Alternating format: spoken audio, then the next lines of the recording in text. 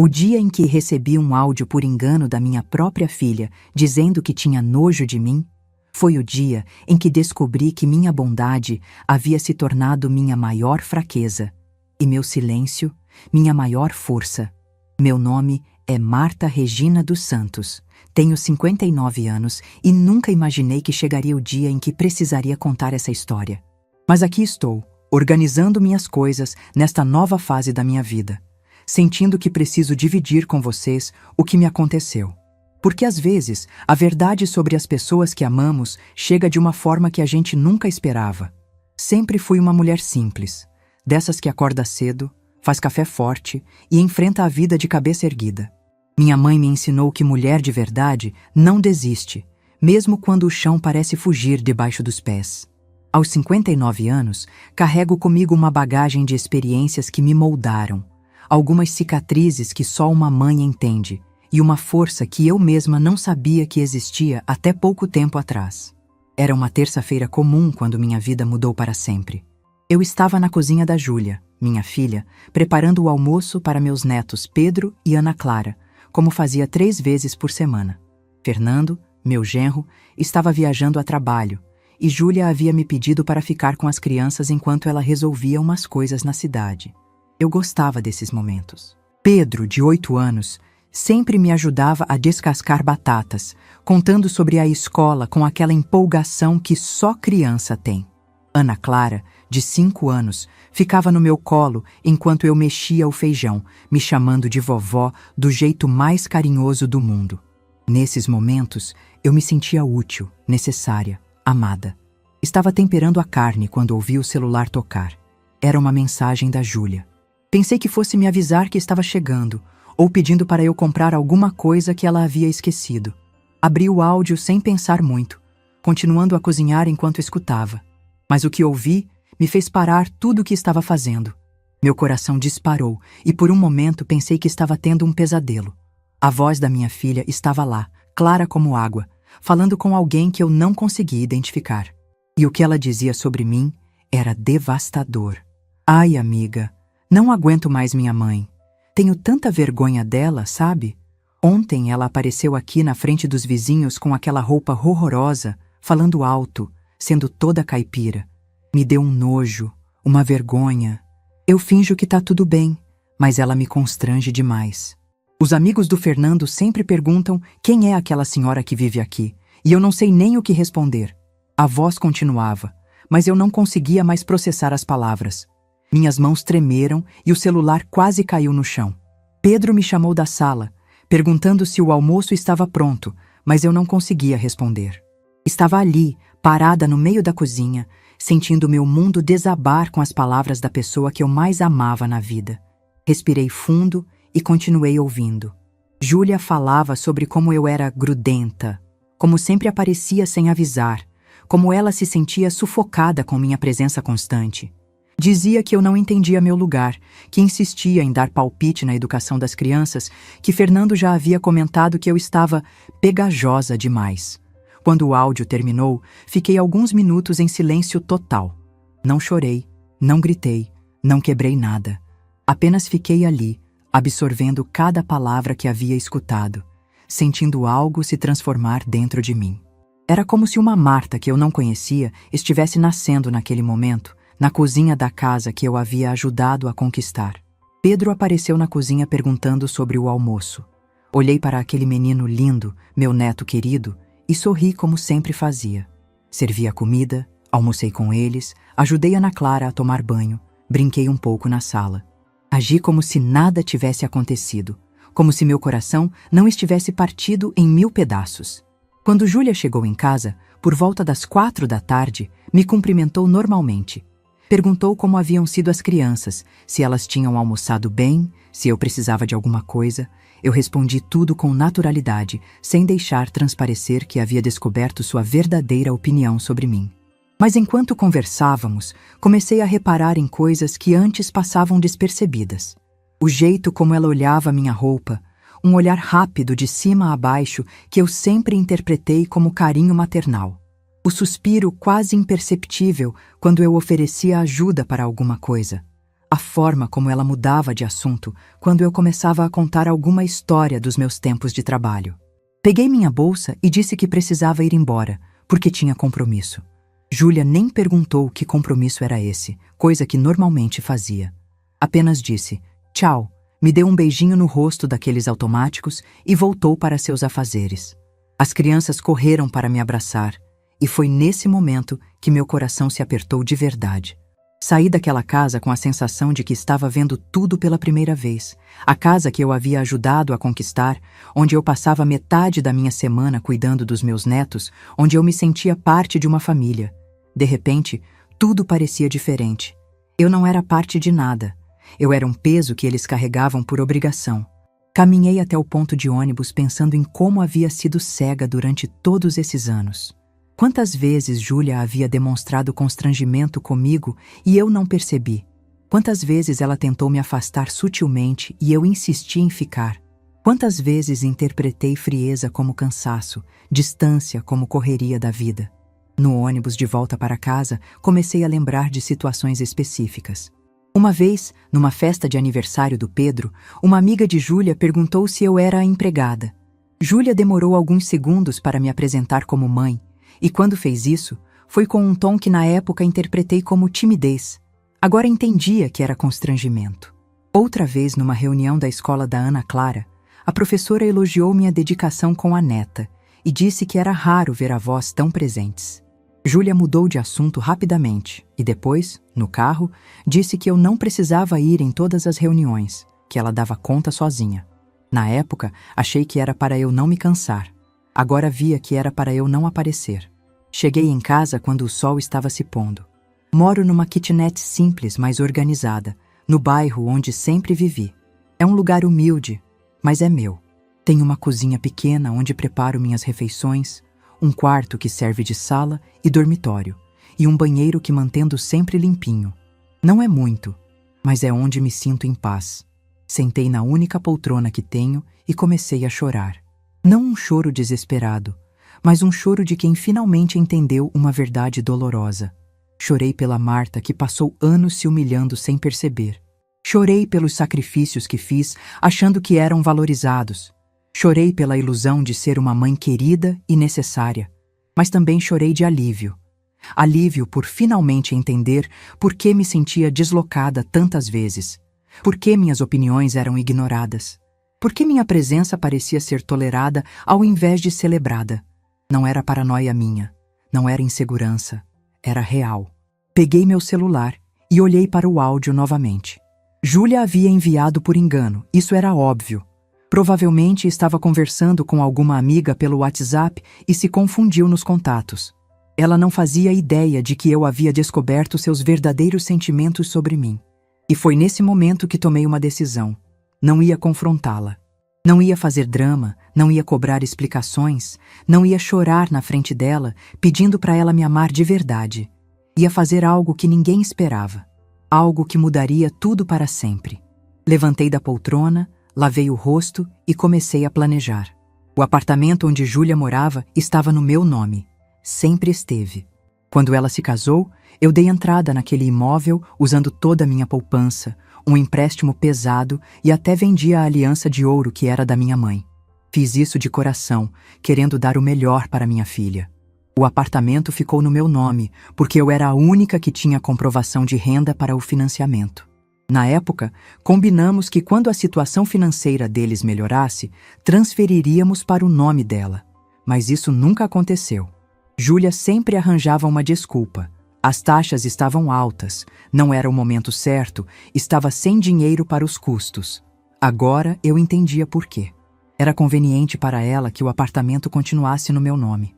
Se algo desse errado, se eles não conseguissem pagar as prestações, a responsabilidade seria minha. Mas se tudo corresse bem, ela continuaria morando de graça no imóvel que eu estava pagando. Naquela noite, deitada na minha cama estreita, olhando para o teto e ouvindo os sons do bairro, uma certeza tomou conta de mim. Eu não ia mais aceitar migalhas de afeto. Não ia mais me humilhar tentando conquistar um amor que claramente não existia. Ia fazer algo que deveria ter feito há muito tempo. Júlia achava que eu era motivo de vergonha? Ia descobrir o que realmente significava se envergonhar de alguém. Ela ia aprender, da forma mais dolorosa possível, que subestimou completamente a mulher que me tornei naquela noite. A verdade é que essa história começou muito antes daquele áudio cruel. Começou no dia em que descobri que Osvaldo, meu marido, me traía com uma mocinha de 20 e poucos anos da fábrica onde ele trabalhava. Júlia tinha apenas 4 anos quando meu mundo desabou pela primeira vez.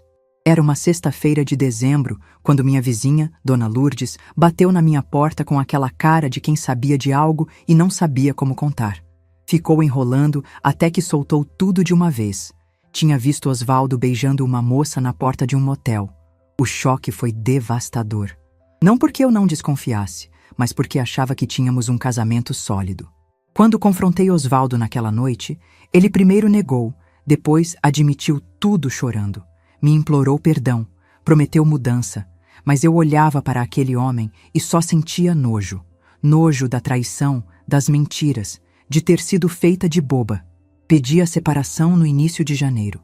Osvaldo ficou desesperado. Disse que eu estava destruindo nossa família, mas eu não mudei de ideia. Foi Dona Conceição, minha vizinha, quem me deu força para essa decisão. Ela havia criado 3 filhos sozinha e me disse algo que nunca esqueci. Marta, é melhor ser sozinha e ter dignidade do que ser casada e se sentir um lixo todos os dias. A partir daquele momento, foi só eu e Júlia contra o mundo. A pensão que Osvaldo pagava mal cobria as necessidades básicas. Consegui emprego numa empresa de limpeza que atendia escritórios do centro. Trabalhava das 11 da noite às 6 da manhã. Era pesado, meus pés doíam, minhas mãos ficavam ressecadas, mas eu aguentava pensando na Júlia. Dona Conceição cuidava da minha filha durante a madrugada.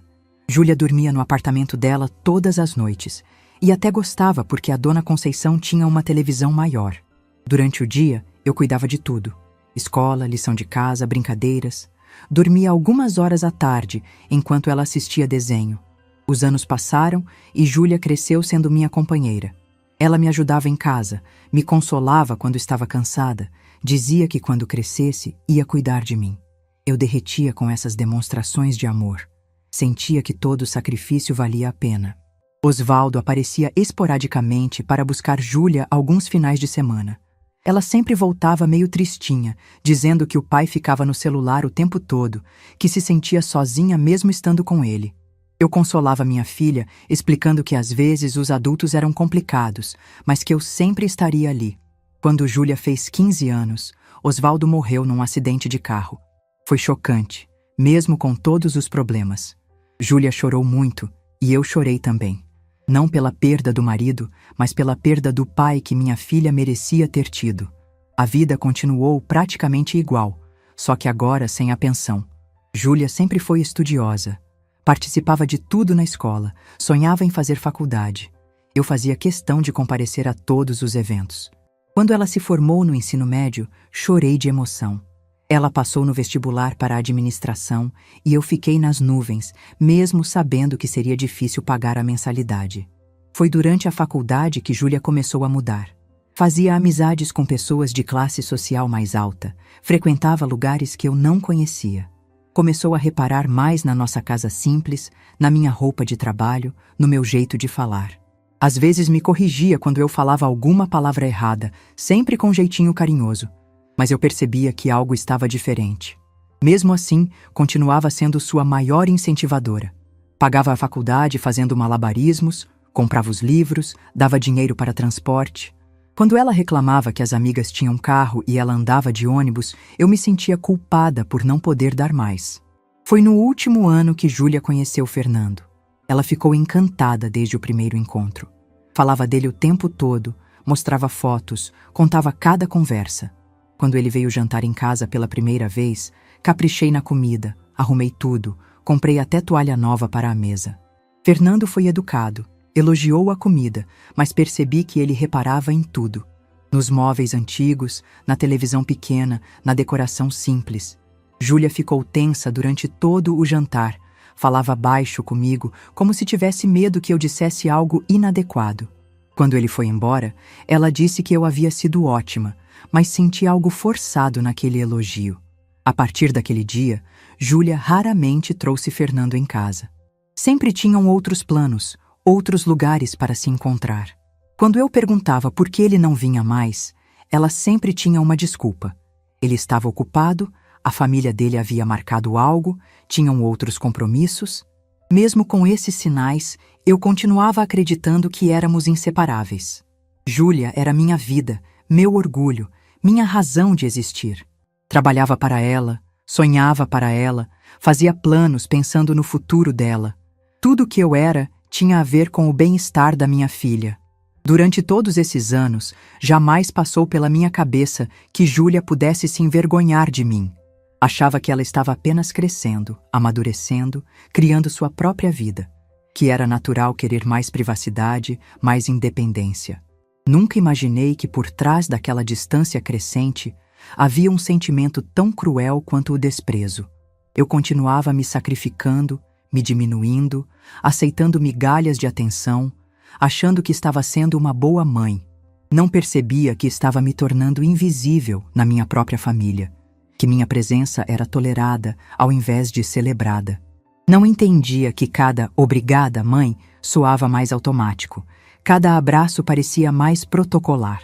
Até que aquele áudio chegou e destruiu todas as ilusões que eu havia construído sobre o amor da minha filha por mim. Nos dias seguintes àquele áudio devastador, comecei a enxergar minha filha com olhos completamente diferentes. Era como se tivesse tirado uma venda que cobria meus olhos há anos. Cada gesto, cada palavra, cada olhar de Júlia passou a ter um significado que eu havia me recusado a aceitar antes. Na quinta-feira seguinte, ela me ligou pedindo para eu buscar as crianças na escola porque tinha uma reunião importante no trabalho. Falei que sim, como sempre fazia, mas dessa vez prestei atenção no tom da voz dela. Não havia carinho, não havia gratidão. Era apenas uma ordem disfarçada de pedido, como se eu fosse uma empregada disponível para resolver os problemas dela. Cheguei na escola na hora do recreio e vi Pedro brincando no pátio. Quando me viu, correu para me abraçar gritando: "Vovó!", com aquela alegria pura que só as crianças têm. Ana Clara estava na sala de aula terminando uma atividade e quando a professora disse que a vovó havia chegado, ela sorriu daquele jeito que derretia meu coração. Mas ali, observando meus netos, comecei a me perguntar coisas que nunca havia questionado antes. Será que Júlia falava mal de mim na frente deles? Será que eles um dia também sentiriam vergonha da avó caipira? A semente da dúvida que aquele áudio plantou em mim estava crescendo e se espalhando para todos os cantos da minha vida. Levei as crianças para casa e fiquei com elas até Júlia chegar. Pedro me contou que estava aprendendo sobre profissões na escola e que tinha falado sobre o trabalho da vovó. Quando perguntei o que ele havia dito, ele respondeu inocentemente: "Falei que minha vovó limpa escritórios de noite e que ela é a mais trabalhadora do mundo." Meu coração se apertou. Não por vergonha do meu trabalho, mas imaginando a reação de Júlia se soubesse que o filho estava contando para os coleguinhas que a avó era faxineira. Será que ela ficaria constrangida? Será que pediria para Pedro não comentar mais sobre isso? Quando Júlia chegou, por volta das 7 da noite, cumprimentou as crianças normalmente e me agradeceu por ter ficado com elas. Mas eu reparei numa coisa que nunca havia prestado atenção. Ela não perguntou como havia sido meu dia, como eu estava me sentindo, se precisava de alguma coisa. Eu era apenas a solução conveniente para os problemas dela. As crianças foram brincar no quarto e Júlia começou a reclamar do trânsito, do chefe chato, da correria do trabalho. Eu escutava tudo concordando com a cabeça, oferecendo palavras de consolação, sendo a mãe compreensiva de sempre. Mas por dentro, uma voz que eu nunca havia escutado antes perguntava: e quando foi a última vez que ela se interessou pelos seus problemas? Durante o jantar, Fernando chegou e cumprimentou todo mundo educadamente. Mas observei melhor a forma como ele me tratava. Era cordial, mas distante. Respondia minhas perguntas com monossílabos. Não iniciava a conversa comigo. Parecia estar apenas cumprindo o protocolo. E Júlia? Júlia não fazia nada para me incluir nas conversas. Falavam sobre pessoas que eu não conhecia, lugares onde eu nunca havia estado, planos que não me envolviam. Quando terminamos de jantar, ofereci para lavar a louça como sempre fazia. Júlia disse que não precisava, mas de uma forma que soou mais como não queremos você aqui por mais tempo do que não queremos que se incomode. Peguei minha bolsa e disse que ia embora. E ninguém insistiu para eu ficar mais um pouco. No ônibus de volta para casa, comecei a contar quantas vezes Júlia havia me visitado na minha kitnet nos últimos meses. A resposta foi dolorosa. Nenhuma. Ela sempre me chamava para ir na casa dela, sempre precisava de mim para alguma coisa, mas nunca demonstrou curiosidade sobre como eu vivia, sobre meu espaço, sobre minha rotina, quando não estava servindo a ela. Cheguei em casa e fiz algo que não costumava fazer. Liguei a televisão alta e assisti a um filme até tarde. Não me preocupei se o vizinho ia reclamar, não me preocupei com nada. Por algumas horas, tentei ser apenas Marta, não a mãe da Júlia, não a avó do Pedro e da Ana Clara. Apenas uma mulher de 59 anos assistindo televisão na sua própria casa. Na sexta-feira, Júlia me ligou novamente. Dessa vez era para eu ficar com as crianças no sábado, porque ela e Fernando tinham sido convidados para o casamento de um amigo. Falei que sim, mas perguntei onde seria o casamento, apenas por curiosidade. Ela respondeu de forma vaga, disse que era numa casa de festa e mudou de assunto rapidamente. Naquele momento entendi. Ela não queria me dar detalhes porque sabia que eu poderia perguntar se podia acompanhá-los. Não que eu quisesse ir ao casamento de desconhecidos, mas o fato dela esconder informações para evitar uma situação constrangedora foi revelador. Eu era a babá conveniente, não a mãe que poderia ser apresentada aos amigos. No sábado, cheguei na casa deles às 14h. Júlia estava se arrumando e Fernando tomando banho. Ela saiu do quarto linda, com um vestido que eu nunca havia visto, sapatos novos, cabelo feito no salão. Quando me viu na sala, disse apenas: "As crianças já almoçaram", e voltou para o quarto. Não houve obrigada por cancelar seus planos para ficar com meus filhos. Não houve: "Você está bem de saúde para cuidar deles?" Não houve: "O que você vai fazer para o jantar?" Nada.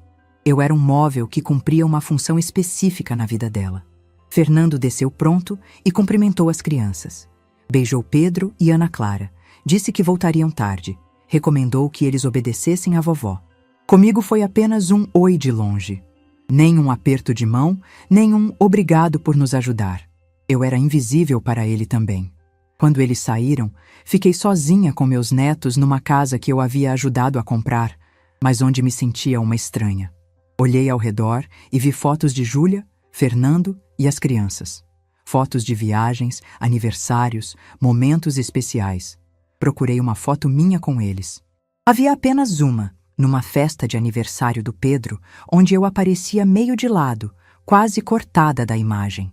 Pedro perguntou se podia assistir desenho e Ana Clara quis brincar de boneca. Sentei no sofá com eles, mas minha mente estava em outro lugar. Estava pensando em como eu havia me tornado uma sombra na vida da minha própria família. Uma presença útil, mas não valorizada. Uma pessoa que existia apenas para resolver problemas e atender necessidades. Durante a tarde, Ana Clara me disse que queria ser professora quando crescesse, igual a tia Fernanda, irmã de Fernando. Perguntei por que não, igual a vovó, e ela me olhou confusa. Mas vovó, você trabalha limpando, né? Eu quero ter um trabalho bonito. As palavras saíram da boca de uma criança de 5 anos, mas eu sabia de onde vinham. Alguém havia ensinado ela que meu trabalho não era bonito. Pedro, sempre mais observador, percebeu que eu fiquei quieta depois do comentário da irmã. Veio se sentar do meu lado e disse: "Vovó, eu acho seu trabalho legal. Você deixa tudo limpinho para as pessoas trabalharem." Aquela inocência me tocou, mas também me doeu. Até uma criança de 8 anos percebia que eu precisava de consolo. À noite, preparei o jantar das crianças e coloquei elas para dormir. Fiquei sozinha na sala esperando Júlia e Fernando voltarem. Era quase meia-noite quando ouvi a chave na fechadura. Eles entraram rindo, claramente tendo se divertido muito. Júlia viu que eu estava acordada e disse: "Ai, mãe, não precisava ficar acordada esperando a gente." Fernando subiu direto para o quarto, sem nem agradecer. Júlia ficou na sala comigo por alguns minutos, contando rapidamente como havia sido o casamento. Falou das pessoas que encontrou, da comida, da festa. Eu escutava fingindo interesse, mas percebendo que ela não fazia questão da minha companhia. Estava apenas sendo educada antes de me dispensar. Quando ela disse que estava cansada e ia dormir, entendi que era minha deixa para ir embora. Peguei minha bolsa e me dirigi para a porta. Júlia me acompanhou e disse: "Obrigada, mãe", no mesmo tom que se agradece o entregador de pizza.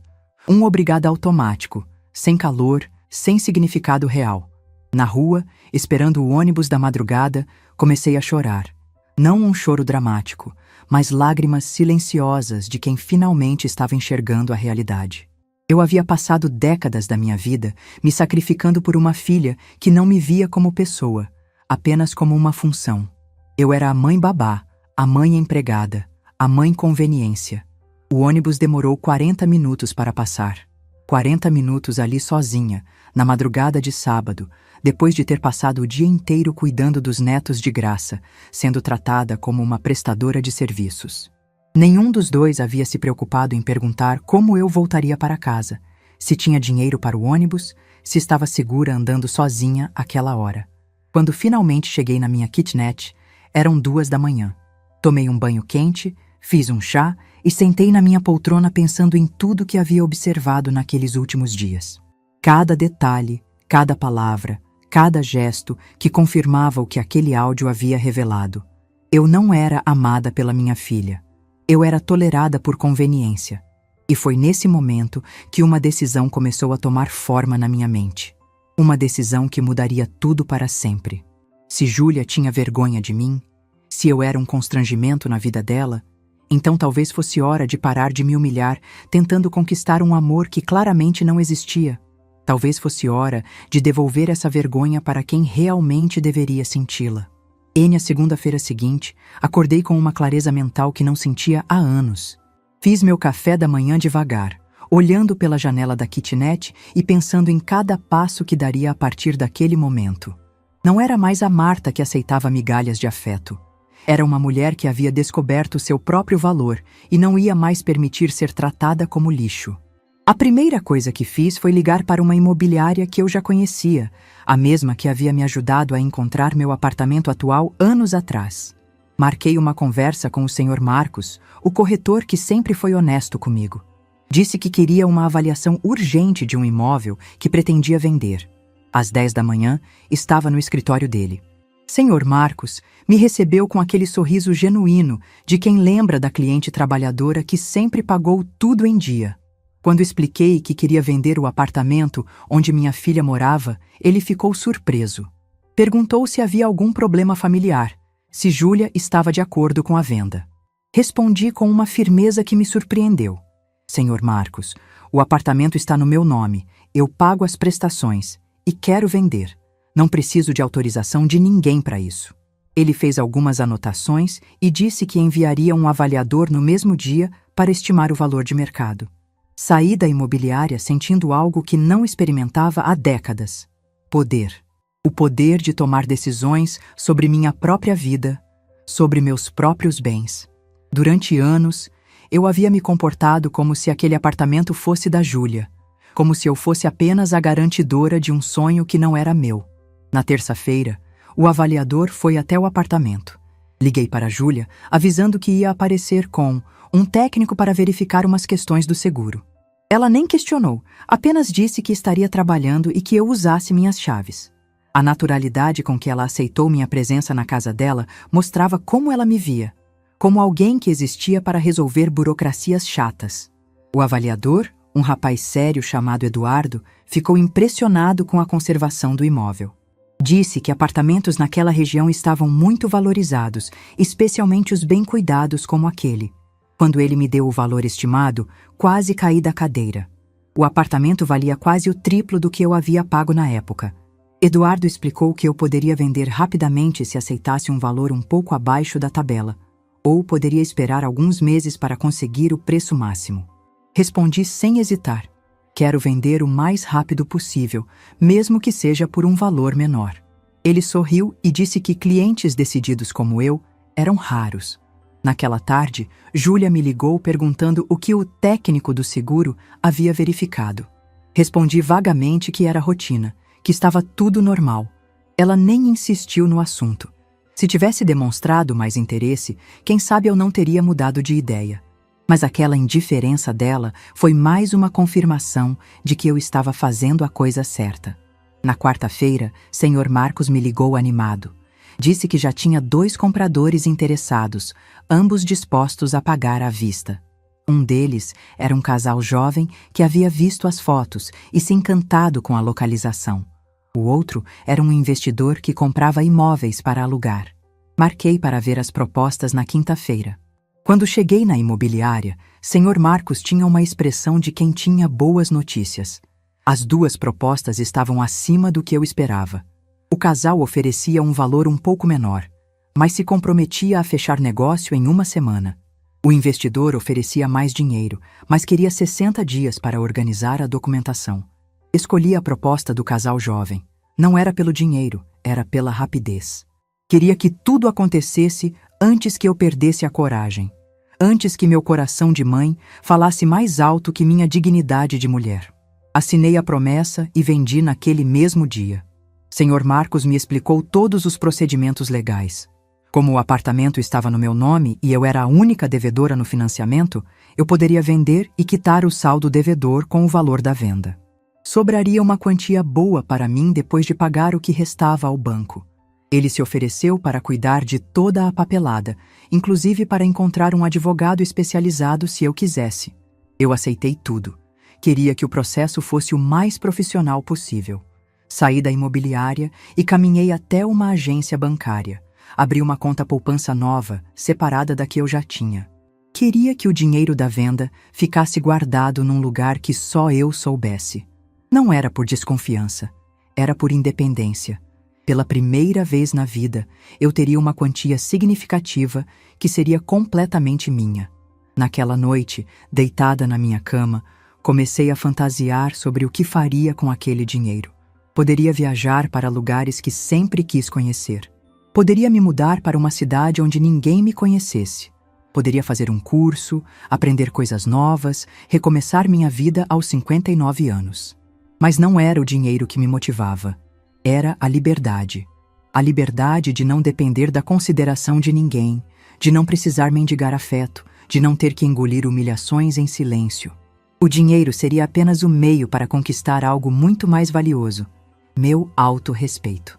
Na sexta-feira, Júlia me ligou pedindo para eu ficar com as crianças no final de semana, porque ela e Fernando iam visitar os pais dele no interior. Dessa vez, não disse que sim imediatamente. Perguntei se não havia outra alternativa, se eles não podiam levar as crianças junto. Júlia ficou surpresa com minha pergunta. Disse que os avós paternos não tinham paciência com crianças pequenas, que seria mais tranquilo para todo mundo se elas ficassem comigo. Eu disse: está bem, mas pela primeira vez coloquei uma condição. Queria que eles me deixassem dinheiro para qualquer emergência que pudesse surgir. A surpresa na voz dela foi evidente. Mas mãe, que emergência? Eles vão ficar só 2 dias. Respondi firmemente. Júlia, criança sempre pode precisar de alguma coisa. Remédio, médico, lanche extra. Quero ter dinheiro na mão para não depender do meu. Ela concordou, mas percebi que ficou incomodada com minha postura mais firme. No sábado, quando vieram me entregar as crianças, Fernando deixou R$ 50 na mesa da cozinha, como se estivesse pagando uma diarista. Não agradeceu, não perguntou se eu precisava de mais alguma coisa, não demonstrou qualquer gratidão. Peguei o dinheiro e guardei na bolsa sem constrangimento. Se eles me viam como prestadora de serviços, então eu cobraria como tal. Durante o final de semana com Pedro e Ana Clara, algo dentro de mim mudou definitivamente. Continuei sendo a avó carinhosa que eles conheciam, mas comecei a falar mais sobre mim mesma. Contei histórias da minha infância, dos meus sonhos, dos lugares que queria conhecer. Queria que eles soubessem que eu era uma pessoa, não apenas uma função. Pedro me perguntou por que eu nunca havia viajado para a praia, já que sempre falava que queria conhecer o mar. Respondi que nunca tinha tido oportunidade, mas que talvez um dia ainda conheceria. Ana Clara disse que quando crescesse, ia me levar para ver o mar. Aquela promessa inocente me emocionou, mas também me fez pensar: por que eu estava esperando uma criança de 5 anos me dar aquilo que eu mesma podia conquistar? Na segunda-feira, enquanto esperava Júlia e Fernando voltarem, recebi uma ligação do Sr. Marcos. A documentação estava quase pronta. Os compradores haviam aprovado o financiamento e poderíamos assinar o contrato definitivo na quarta-feira. Meu coração disparou. Era real. Eu realmente estava vendendo o apartamento. Quando Júlia chegou para buscar as crianças, ela parecia cansada da viagem. Reclamou do trânsito, dos sogros que falaram demais, de Fernando que ficou mal-humorado o tempo todo. Eu escutei tudo pacientemente, mas dessa vez não ofereci conselhos nem palavras de consolação. Apenas escutei, como se fosse uma conhecida qualquer. Ela nem perguntou como havia sido o final de semana com as crianças. Apenas pegou os filhos, agradeceu rapidamente e se preparou para ir embora. Mas antes de sair, fez um comentário que me marcou. "Mãe, você está diferente, mais séria. Está tudo bem?" Respondi que estava tudo ótimo, que eu apenas estava cansada. Ela deu de ombros e saiu com as crianças. Nem passou pela cabeça dela que talvez eu estivesse cansada de ser tratada como capacho. Nem imaginou que sua mãe pudesse ter sentimentos próprios, frustrações próprias, limites próprios. Na terça-feira, fui até a agência bancária onde havia aberto a conta nova. Queria ter certeza de que tudo estava organizado para receber o dinheiro da venda. O gerente, um senhor simpático, me explicou todas as opções de investimento disponíveis. Disse que com aquela quantia eu poderia ter uma renda mensal boa para complementar minha aposentadoria. Mas eu não estava pensando em complementar nada. Estava pensando em recomeçar, em sair de Guarulhos, longe de quem me diminuía, longe de quem me via como obrigação. Queria descobrir quem era Marta Regina dos Santos, quando não precisava ser mãe de ninguém, avó de ninguém, salvadora de ninguém. Naquela noite, comecei a escrever uma carta. Não uma carta longa e dramática, mas algumas linhas que explicassem minha decisão. Queria que Júlia entendesse que eu havia descoberto a verdade, que não era mais a mãe ingênua que acreditava em qualquer migalha de carinho. Escrevi e reescrevi várias vezes até encontrar as palavras certas. Palavras que expressassem minha dor sem soar vitimista. Palavras que mostrassem minha força sem soar vingativa. Palavras que fossem o encerramento de um ciclo e o início de outro. Quando terminei a carta, guardei ela numa gaveta e me preparei para dormir. Na manhã seguinte, assinaria o contrato de venda. À tarde, entregaria as chaves para os novos proprietários. E depois disso, Júlia descobriria que havia subestimado completamente a mulher que me tornei. Na quarta-feira de manhã, acordei às 5 horas sem precisar de despertador. Meu corpo sabia que aquele seria o dia mais importante dos últimos anos da minha vida.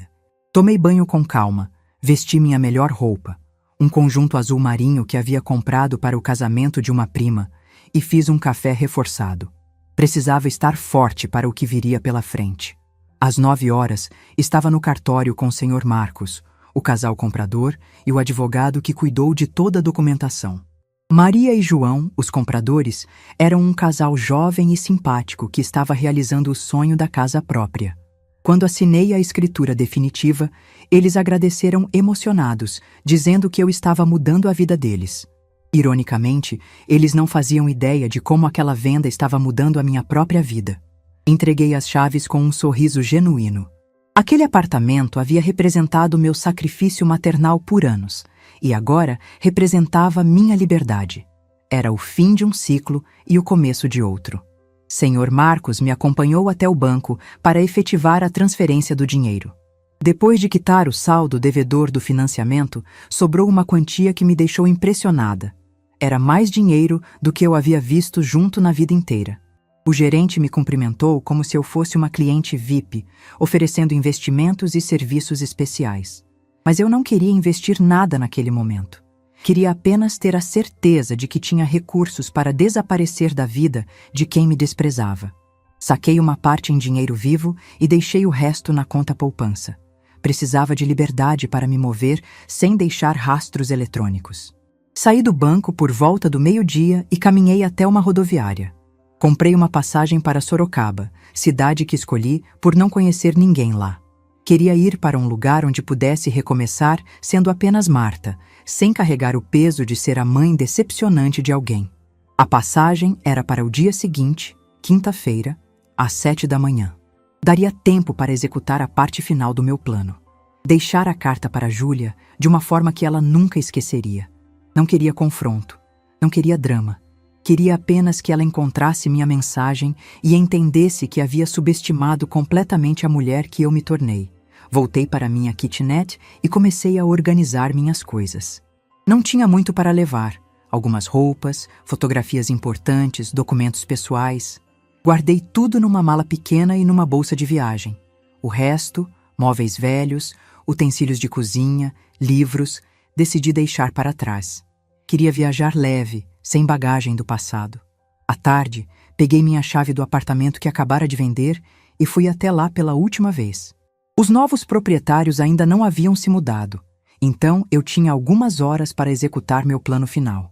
Entrei naquela casa onde havia passado tantos momentos, onde havia cuidado dos meus netos, onde havia me sentido rejeitada tantas vezes. Sentei na mesa da cozinha e tirei a carta que havia escrito na noite anterior. Li mais uma vez para ter certeza de que expressava exatamente o que eu queria dizer. Não era longa, mas cada palavra havia sido escolhida cuidadosamente. Era minha declaração de independência emocional. Escrevi no envelope: para Júlia, de sua mãe que descobriu seu valor. Deixei a carta bem no centro da mesa da cozinha, onde ela não poderia deixar de ver. Ao lado, coloquei as chaves que ela sempre usou para entrar naquele apartamento. As mesmas chaves que agora não serviam mais para nada. Caminhei pelos cômodos uma última vez, lembrando de momentos específicos. A sala onde brincava com Pedro e Ana Clara. O quarto onde às vezes colocava eles para dormir. A cozinha onde preparei centenas de refeições. Cada espaço tinha memórias, mas nenhuma delas me prendia mais ali. Saí do apartamento e fechei a porta definitivamente. Não olhei para trás. Aquele capítulo da minha vida estava encerrado de forma definitiva e irreversível. Devolvi as chaves para o Sr. Marcos e disse que não queria mais contato algum relacionado àquele imóvel. Naquela noite, jantei num restaurante simples perto de casa. Não queria cozinhar na minha kitnet pela última vez. Não queria criar mais memórias naquele lugar. Comi devagar, observando as pessoas ao meu redor, imaginando as vidas que elas levavam, os problemas que enfrentavam, as alegrias que cultivavam. Por volta das 8 da noite, meu celular tocou. Era a Júlia. Meu coração disparou, mas eu não atendi. Ela ligou mais 2 vezes seguidas, e depois parou. Imaginei que havia chegado ao apartamento e encontrado a carta. Imaginei a confusão, o desespero, a raiva. Mas não senti pena. Senti alívio. Voltei para casa e terminei de arrumar minha bagagem. Coloquei algumas fotografias dos meus netos na bolsa.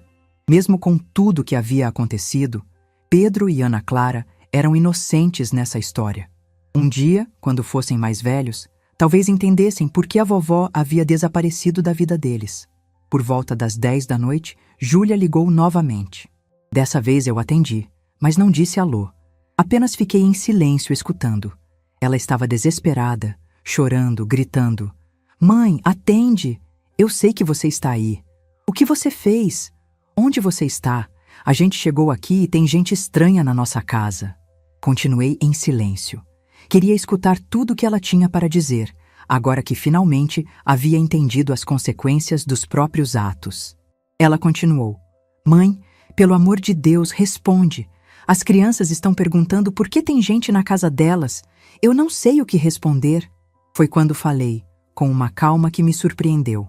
Júlia, você devolveu a vergonha que sentia de mim. Agora eu estou devolvendo a casa que estava no meu nome. E desliguei o telefone. Desliguei e o deixei desligado, para que ela não pudesse mais me incomodar naquela noite. O silêncio que se seguiu foi o mais poderoso da minha vida. Era o silêncio de uma mulher que havia recuperado sua dignidade da forma mais impactante possível. Pela primeira vez em décadas, eu havia colocado meu bem-estar acima da necessidade desesperada de ser amada. Na manhã de quinta-feira, acordei às 5h30. Fiz um café simples, comi uma torrada e peguei minha bagagem. Deixei a chave da kitnet com Dona Conceição, junto com um envelope contendo o dinheiro de 2 meses de aluguel. Disse que estava viajando e que não sabia quando voltaria. Dona Conceição, que me conhecia há tantos anos, percebeu que algo importante estava acontecendo. Perguntou se eu estava bem, se precisava de alguma coisa. Respondi que estava ótima, que finalmente estava fazendo algo por mim mesma. Ela me abraçou e disse: Marta, você merece ser feliz. Vai com Deus. No ônibus para Sorocaba, sentei na janela e assisti Guarulhos ficar para trás. A cidade onde havia nascido, onde me casei, onde me separei, onde criei minha filha, onde descobri que era desprezada por ela. Deixava tudo isso para trás sem um pingo de saudade, apenas gratidão por ter tido coragem de recomeçar. Durante a viagem, pensei nos meus netos. Pedro e Ana Clara não entenderiam no início por que a vovó havia sumido. Talvez Júlia inventasse alguma história para explicar meu desaparecimento. Mas um dia, quando crescessem, talvez entendessem que às vezes as pessoas precisam escolher entre ser feliz ou ser conveniente. Cheguei em Sorocaba no final da manhã. Era uma cidade bonita, com gente simpática, um ritmo de vida mais tranquilo. Procurei uma pensão no centro e aluguei um quarto por uma semana. Queria conhecer a cidade, ver se era o lugar onde gostaria de morar definitivamente. Durante os dias seguintes, caminhei pelas ruas, conversei com comerciantes, visitei praças e parques. Descobri que Sorocaba tinha grupos de terceira idade, atividades culturais, oportunidades de trabalho voluntário. Era um lugar onde eu poderia reconstruir minha vida sendo apenas Marta, sem carregar o peso de relacionamentos tóxicos. Uma semana depois, aluguei um apartamento pequeno, mas aconchegante, numa rua tranquila perto do centro. Comprei alguns móveis básicos e comecei a criar meu novo lar. Cada objeto que escolhia, cada cor que pintava na parede, cada planta que colocava na varanda era uma decisão exclusivamente minha. Mantive meu celular antigo, mas o deixei desligado na maior parte do tempo. Precisava de silêncio para me curar, para entender quem eu era, longe de quem me diminuía. Pela primeira vez em décadas, ninguém me cobrava favores constantes. Ninguém esperava que eu estivesse disponível 24 horas por dia. 2 meses depois de ter chegado em Sorocaba, estava numa praça alimentando pombos quando uma senhora se aproximou. Era Dona Vera, de 67 anos, que havia perdido o marido no ano anterior e também estava recomeçando a vida numa cidade nova. Conversamos a tarde inteira e descobrimos que tínhamos muito em comum. Dona Vera me apresentou outras pessoas do grupo de terceira idade da igreja local. Eram pessoas que, como eu, haviam passado por desilusões familiares, perdas, decepções, mas que escolheram seguir em frente ao invés de se entregar à amargura. Era minha nova família, uma família que me escolheu e que eu escolhi também. 3 meses depois de ter chegado em Sorocaba, decidi ligar meu celular pela primeira vez em semanas. Tinha dezenas de mensagens perdidas, mas uma me chamou a atenção. Era de Júlia, enviada apenas 2 dias antes. Mãe, eu sei que você não quer falar comigo, mas preciso te contar que Pedro está no hospital. Não é grave, mas ele está perguntando por você. Se ainda se importa com seus netos, por favor me ligue. Meu coração disparou. Liguei imediatamente para Júlia. Ela atendeu no primeiro toque, como se estivesse esperando minha ligação. Sua voz estava rouca, cansada. Mãe, é você mesmo? Perguntei sobre Pedro, e ela explicou que ele havia tido uma crise de bronquite. Já estava melhor, mas havia chorado pedindo pela vovó durante toda a internação. Júlia, então, fez algo que nunca havia feito. Chorou ao telefone comigo e pediu desculpas. Disse que os últimos meses haviam sido os piores da vida dela, que só depois que eu saí é que ela percebeu o quanto dependia de mim, não só para cuidar das crianças, mas como pessoa. Disse que havia ouvido aquele áudio tantas vezes que já sabia de cor e que se envergonhava profundamente das palavras que havia dito. Escutei tudo em silêncio, mas dessa vez não era um silêncio de submissão. Era o silêncio de uma mulher que aprendeu a ouvir sem se anular. Quando ela terminou de falar, respondi com calma. Júlia, agradeço suas desculpas, mas você precisa entender que nossa relação nunca mais será como antes. Se quiser que eu faça parte da vida dos meus netos, terá que me respeitar como pessoa, não como uma conveniência. Ela concordou com tudo. Disse que estava disposta a mudar, que queria me ter de volta na vida dela, mas nos meus termos.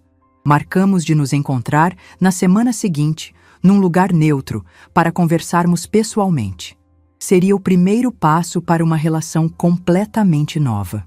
Hoje, 4 meses após nosso reencontro, posso dizer que tenho minha filha de volta, mas uma filha diferente. Júlia aprendeu a me valorizar, a me consultar antes de tomar decisões que me envolvem, a me incluir nas conversas quando estou presente. Não é perfeita, às vezes ainda escorrega nos velhos hábitos, mas percebo seu esforço genuíno. Continuo morando em Sorocaba, mas agora vou visitar meus netos quinzenalmente. Pedro e Ana Clara ficaram radiantes quando me reencontraram. Eles não entenderam completamente por que a vovó havia sumido, mas sentiram que agora nossa relação era mais verdadeira, menos forçada. O mais importante, estabeleci limites claros. Não sou mais a avó que aceita qualquer coisa para não perder o contato com a família. Sou a avó que se faz respeitar, que tem vida própria, que ensina pelo exemplo que todas as pessoas merecem dignidade, independente da idade. Meu silêncio naquele dia, quando recebi o áudio por engano, foi o silêncio mais transformador da minha vida. Foi o silêncio de uma mulher que finalmente descobriu que merecia muito mais do que recebida. E essa descoberta, aos 59 anos, foi o presente mais valioso que já me dei.